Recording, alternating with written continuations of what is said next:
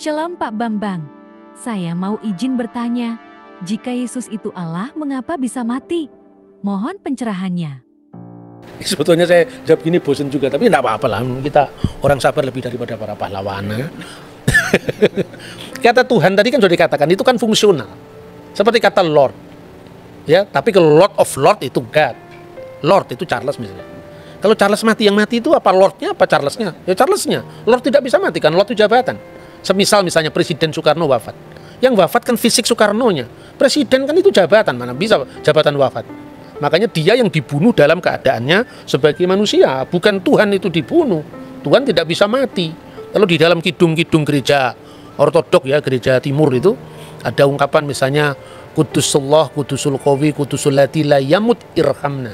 Kuduslah engkau ya Allah, kuduslah engkau yang maha kuasa. Kudusu ayyuhal qawi, Kudusul Lati la yamut irhamna. Kuduslah engkau yang tak berkematian. Ya, kasihanilah kami. Tapi ada rumusan yang berasal dari gereja-gereja non-Kaledonian yang berbunyi ya, Kudusulillah kudusulil qawi kudus, Kudusulillahi la yamut irhamna, Kudusun yaman sulib ta'anirhamna. Kuduslah engkau ya Allah, kuduslah engkau yang maha kuasa, kuduslah engkau yang tak berkematian, yang disalibkan bagi kami, kasihanilah kami. Jadi Yesus itu tidak bisa mati sebagai firman Allah, tetapi disalibkan bagi kami dalam kemanusiaannya. Itu ayatnya clear sekali kok.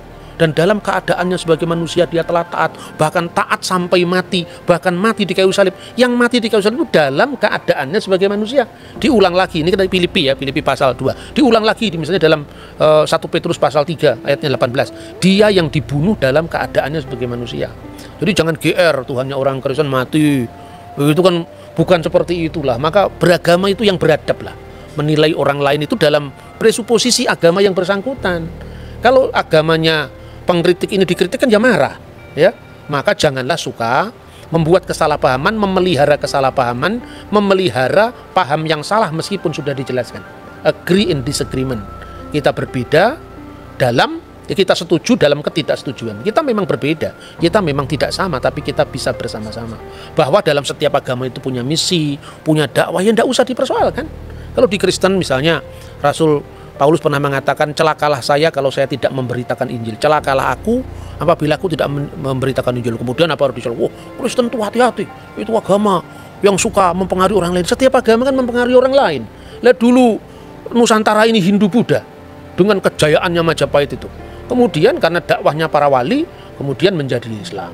Nah, sekarang kalau misalnya ada orang Islam menjadi Kristen, ya biarkan saja lah. Itu kan hak asasi manusia. Tidak perlu harus ada gerakan anti pemurtatan, murtad dan tidak murtad tergantung dari pihak mana kita melihat kan. Marilah kita berspiritualitas yang berbhinneka tunggal ika, berbeda-beda tetapi satu, tidak usah usil dengan orang lain, apalagi itu orang yang agamanya sungguh berbeda dengan dia, tidak bisa dipahami menurut dia. Itu saya kira ya, semoga ini bisa mencerahkan. Pak, ini yang terakhir Pak, ayat-ayat mana yang membuktikan atau menyebutkan bahwa Yesus itu adalah Tuhan?